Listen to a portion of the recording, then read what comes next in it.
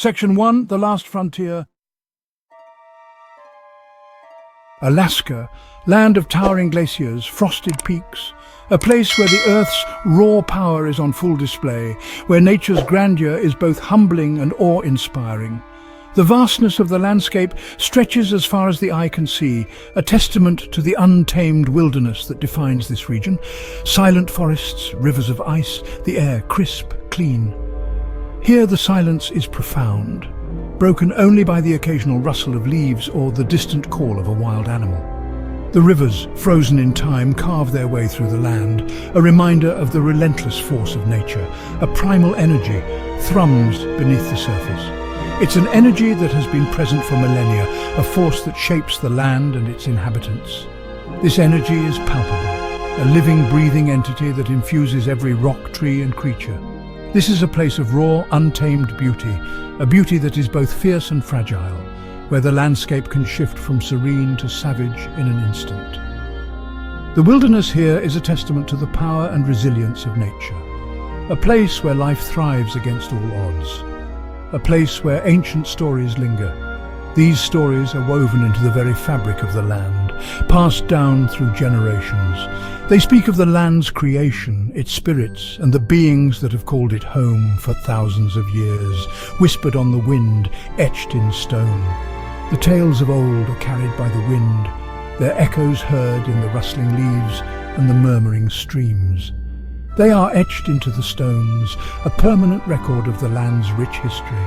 Stories of the Earthenrod People.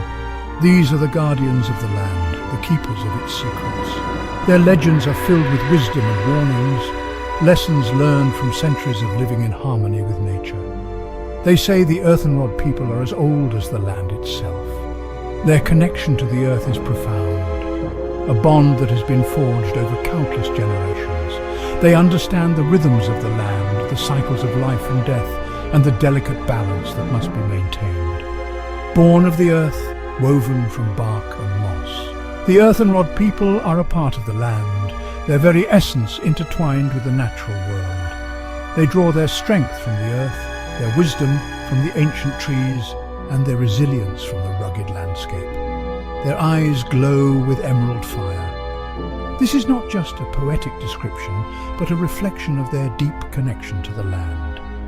The emerald glow in their eyes is a symbol of their inner strength, their unwavering spirit, and their unbreakable bond with the earth. Their touch can heal or harm, bless or curse.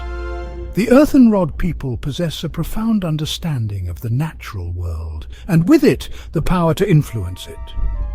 Their touch can bring life or death, their blessings can bring prosperity or ruin. They are the guardians, the keepers of balance. The Earthenrod People are the stewards of the land, ensuring that the delicate balance of nature is maintained. They protect the land from those who would exploit it, and they nurture it so that it may continue to thrive. To see them is to glimpse the raw power of the wild. But beware, the Earthenrod People are not to be taken lightly. Their power is immense and their wrath is swift. They are the embodiment of the land's untamed spirit, a force to be respected and revered. The Earthenrod People are not to be trifled with. They demand respect, reverence for the land. Those who fail to heed their warnings do so at their own peril. The land is sacred, and those who disrespect it will face the consequences. They demand respect, reverence for the land. The Earthenrod People have a deep spiritual connection to the land, and they expect others to honor it as well. The land is not just a resource to be exploited, but a living entity to be cherished and protected. Those who trespass with greed or malice, they disappear. The land has a way of dealing with those who seek to harm it. The forest swallows them whole, their presence erased as if they never existed. Swallowed by the forest, their screams lost to the wind. Only whispers remain, echoes of the ancient. The land remembers, and it does not forgive. The whispers of the ancient spirits serve as a reminder of the power and mystery of this last frontier. The elders speak of the Earthenrod People in hushed tones. These are not just stories, but sacred narratives that have been preserved through countless generations. The elders' voices carry the weight of centuries, their words imbued with the wisdom of their ancestors, their voices low, respectful, tinged with fear. The young listeners sit in rapt attention, their eyes wide with wonder and a hint of trepidation. They know these stories are more than mere tales. They are lessons, warnings, and a connection to their heritage. They tell tales passed down through generations.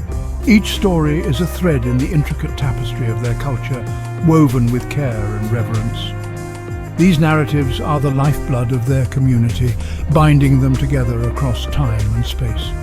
Stories told around crackling fires beneath the dancing aurora. The northern lights cast an ethereal glow, adding a mystical element to the already enchanting tales. The crackling of the fire punctuates the elders' words, creating a rhythm that resonates with the listeners' hearts. Stories meant to teach, to warn. They are not just for entertainment, they're a means of imparting crucial knowledge and values. Each tale carries a moral, a lesson that is as relevant today as it was centuries ago. The Earthenrod people, they say, are spirits of the forest. These spirits are ancient, as old as the land itself. They are the guardians of the natural world, watching over the forests, rivers and mountains with a vigilant eye. They inhabit the trees, the rocks, the very air itself. Every element of the natural world is infused with their presence. The rustling of leaves, the whisper of the wind, the babbling of brooks, all are manifestations of the Earthenrod people. They are one with the land, protectors of its delicate balance.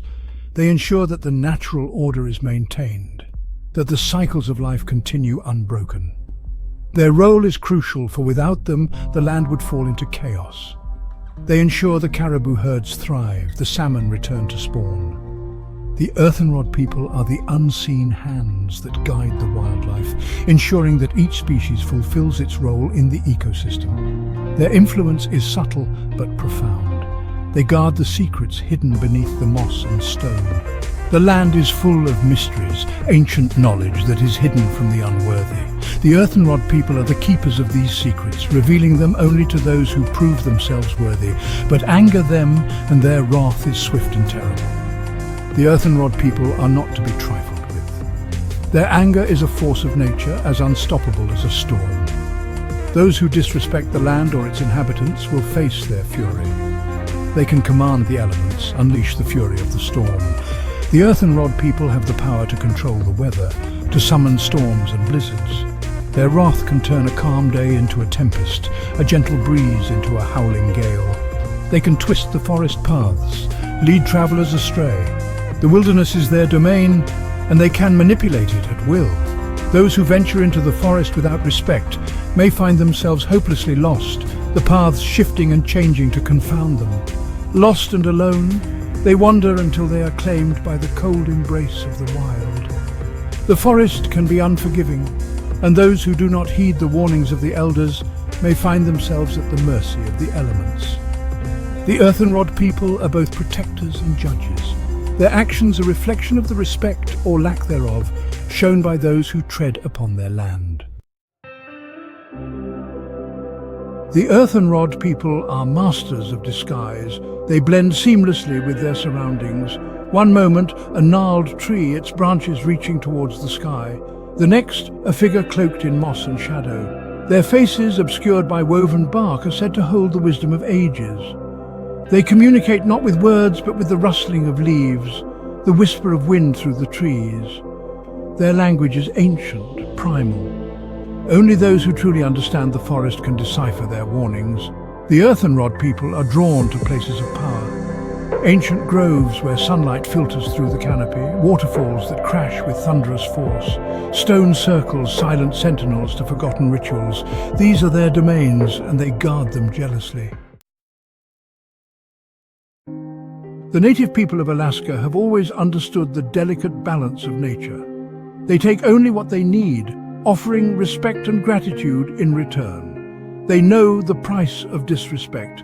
They have seen what happens to those who disregard the old ways. There are stories, whispered around campfires, of hunters who took more than their share, of loggers who felled trees sacred to the Earthenrod people. They vanish without a trace, their camps found abandoned, their tools untouched. The forest claims them, a silent reminder of the consequences of greed. But the Earthenrod people are not inherently malicious. They are capable of great kindness, of bestowing blessings upon those who earn their favor. A young hunter, lost and starving in the wilderness, stumbled upon a clearing bathed in an ethereal light. His journey had been long and arduous, with days blending into nights as he wandered through the dense forest, searching for a way out. The forest, with its towering trees and thick underbrush, seemed to close in on him, making every step a challenge. In the center stood a towering hemlock, its branches draped in moss like emerald chains. The tree seemed to pulse with an ancient energy, its presence both comforting and intimidating. The hunter, weary from his travels, felt a strange pull towards the majestic tree, as if it held the answers to his plight. As he approached, he felt a presence, ancient and powerful. Fear turned to desperation. The air around him grew thick with anticipation, and the forest seemed to hold its breath, waiting for something to happen. The hunter's heart raced as he realized he was not alone in this mystical place. The hunter raised his bow, an offering and a plea for help. He had heard tales of the forest spirits, beings of immense power who could either aid or hinder those who entered their domain. With a deep breath he whispered a prayer, hoping that his plea would be heard. The forest held its breath. Every leaf, every blade of grass seemed to be waiting, listening. The silence was almost deafening, broken only by the soft rustle of the wind through the trees. The hunter felt a shiver run down his spine as he stood there, bow raised, waiting for a sign. Then from the depths of the hemlock a voice whispered, ancient and deep as the earth itself. It was a voice that seemed to come from everywhere and nowhere, resonating through the very ground beneath his feet. The hunter's eyes widened in awe and fear as he listened to the words spoken by the unseen presence. It spoke of respect, of balance. The voice told tales of the Earthenrod People, guardians of the forest who maintained the delicate equilibrium between man and nature. It reminded the hunter of the sacred bond between all living things and the importance of honoring that connection. It offered the hunter a choice. The voice explained that he could take what he needed to survive, but he must do so with reverence and gratitude. The hunter's mind raced as he considered the weight of the decision before him. He could take a single deer, enough to sustain him on his journey. The deer, unaware of the hunter's presence, grazed peacefully in the clearing. The hunter knew that taking the deer's life would provide him with the sustenance he desperately needed, but it would also mean taking a life from the forest. Or he could leave with a gift, a token of the Earthenrod People's favor. The voice promised that this token would guide him safely out of the forest and ensure his future prosperity. The hunter's heart ached with the weight of the decision, knowing that either choice would have lasting consequences. But he could not have both. The hunter stood in the clearing, torn between his immediate need for survival and the promise of a brighter future.